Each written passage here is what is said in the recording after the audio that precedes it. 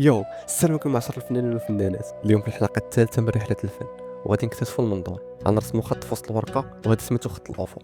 من بعد غادي نحددوا نقطه في الخط وغادي سميتها نقطه التلاشي. غادي نرسموا مربعات عشوائيه كبيره وصغيره في مناطق مختلفه نوصلوا بخطوط مع نقطه التلاشي، وهذا هو المنظور نقطه التلاشي وحده، وكنستعملوه فاش كنشوفوا شي حاجه مقابله لنا مباشره.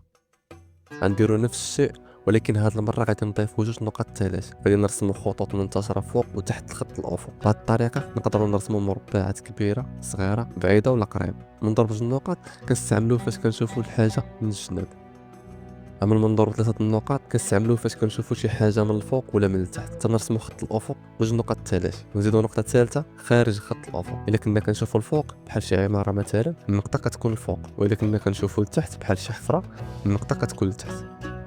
مع العشرة غيكون ستريم في ديسكورد اللي غنطبق فيه التمارين معكم وغنجاوب على الاسئله ديالكم.